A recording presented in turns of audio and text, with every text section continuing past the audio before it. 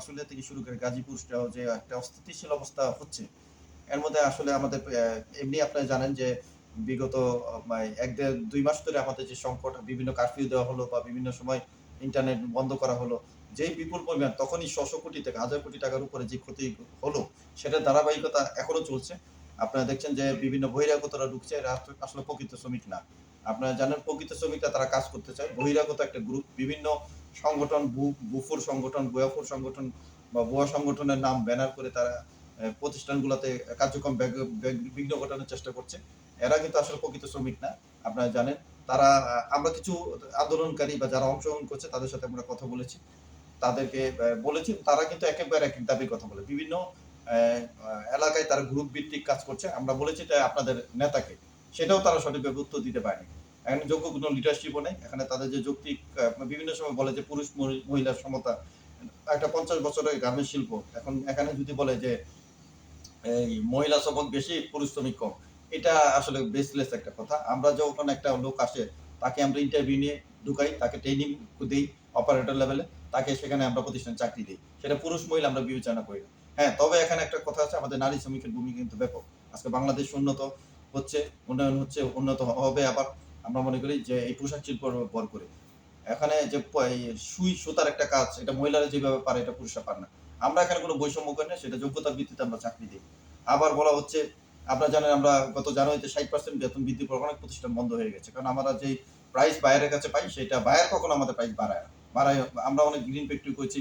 বাংলাদেশের অনেক নামকরা প্রতিষ্ঠান আছে বিশ্বে, সবুজ ফ্যাক্টরি, নিরাপদ ফ্যাক্টরি। তারপরেও সেখানে বায়াররা প্রাইস বাড়ায় না। এরপরেও যে আবার বিভিন্ন ধাক্কা, আন্তর্জাতিক সমস্যার সাথে আমাদের দেশের ধাক্কাগুলা আমরা সহ্য করতে পারি না। এর মধ্যে মানে এই আন্দোলন। যাই হোক, আমরা মনে করি এখন আমরা বলার পরে গভর্নমেন্ট থেকে গতকাল যে বলার পর উপদেষ্টা মহোদয়রা সেই কথা বললেন, আজকে মোটামুটি আমরা দেখেছি, আমি দেখেছি শিল্প পুলিশকে অ্যাকশনে যেতে দেখেছি। আমরা একটা কথা বলেছিলাম, পুলিশকে এম্পাওয়ারমেন্ট করতে হবে, পুলিশকে সংস্কার করতে হবে, সাথে সাথে পুলিশকে এম্পাওয়ারমেন্ট করতে হবে। এটা শুধু গার্মেন্টস শিল্প বা জন্য না, সকলের নিরাপত্তার জন্য। কারণ পুলিশ যখন লাঠিচার্জ করতে পারবে, ভ্যালিড অর্থে আমি বলতেছি, যেটা ভ্যালিড অর্থে লাঠিচার্জ করতে পারবে, পুলিশ যখন জল কামান ইউজ করতে পারবে, তখন যারা বহিরাগত আন্দোলনকারী বা বিভিন্ন উদ্দেশ্য নিয়ে এখানে একটা প্রোপাগান্ডা নিয়ে এখানে কাজ করতে চাচ্ছে এই শিল্পকে ধ্বংস করার জন্য বা দেশকে ধ্বংস করার জন্য, তাদেরকে সরানো সম্ভব। সাথে সাথে কারা করছে এটা গোয়েন্দা সংস্থা বের করতে পারবে। যখন আমরা পুলিশ বাহিনী স্ট্রং হবে, আমরা মনে করি তারা যদি এম্পাওয়ার হয়, পুরোপুরি কাজ শুরু করে, অবশ্যই এই চক্র ২ দিনের মধ্যেই ধ্বংস হয়ে যাবে, তারা অ্যারেস্ট হবে। সো আমরা মনে করি পুলিশ বাহিনীকে আজকে অ্যাক্টিভ ভূমিকা পালন করতে দেখেছি। আমরা মনে করি এখন থেকে পুলিশ বাহিনী যেখানে যৌক্তিক শিল্প বলেন বা যেখানেই যাবে, তারা সেখানে কাজ করবে এবং স্ট্রংলি কাজ করবে এবং যে কোনো নাশকতা এড়িয়ে দিবে। আজকে আমরা মনে করছি ভাইয়েরা আমাদের কিন্তু এত কিছুর পরে ভাইয়েরা কিন্তু আমাদের দেশের প্রতি এখন তারা কিন্তু ইতিবাচক মনোভাব প্রকাশ করছেন।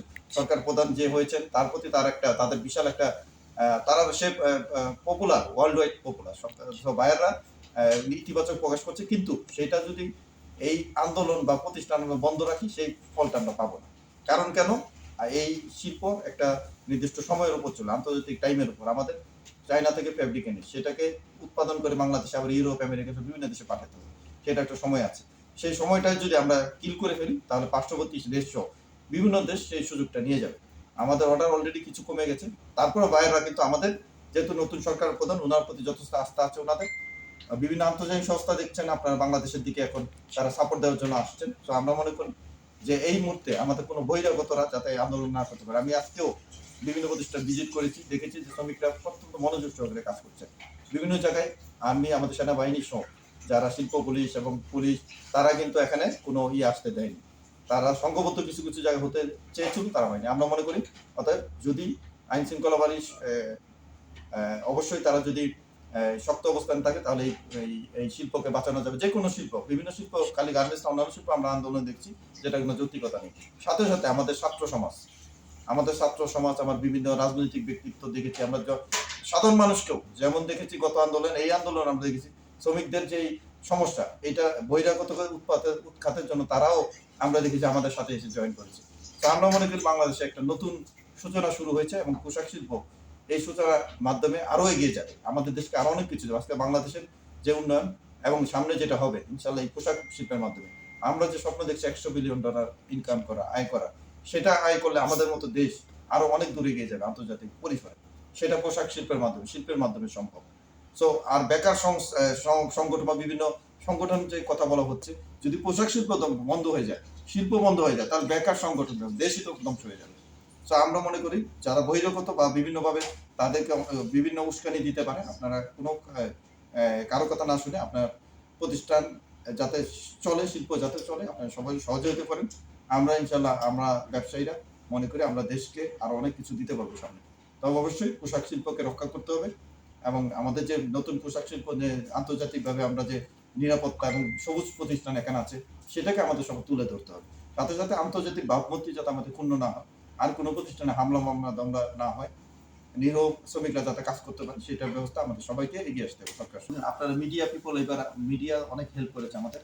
তারাও যেভাবে বলেছে যে এটা তারা আপনারাও নিজেরা মিডিয়ার যারা আছেন তারাও দেখেছেন যে এটা একটা বহিরাগত একটা চক্র এবং এই চক্রের কোনো উদ্দেশ্য নাই। উদ্দেশ্য একটাই যে শিল্পের ধ্বংস, ক্ষতি। সাথে সাথে শিল্প ক্ষতি মানে দেশের ক্ষতি। সো এইটাকে অবশ্যই সরকারের যে ইন্টেলিজেন্স সংস্থা, পুলিশ সহ যাদের গোয়েন্দা সংস্থাগুলো, তারা স্ট্রং ভূমিকা, আমি মনে করি সরকার থেকে গতকাল বলা হয়েছে, আবারও যদি বলে দেওয়া হয় স্পষ্ট হবে তাদেরকে স্বাধীনভাবে কাজ করতে, শক্তিশালীভাবে কাজ করতে। অবশ্যই সরকারি ইন্টেলিজেন্স সংস্থা এটা জানে, তাদের কাছে অলরেডি রিপোর্ট চলে গেছে। আমি মনে করি যেহেতু আইডেন্টিফাই অনেকেই করে ফেলেছে, এদেরকে অবশ্যই আইনে আওতায় আনা হোক দ্রুত, যাতে এইরকম আর শিল্প প্রতিষ্ঠানে হামলা এবং শিল্প প্রতিষ্ঠান বন্ধের জন্য তারা জোরাজুরি না করতে পারে।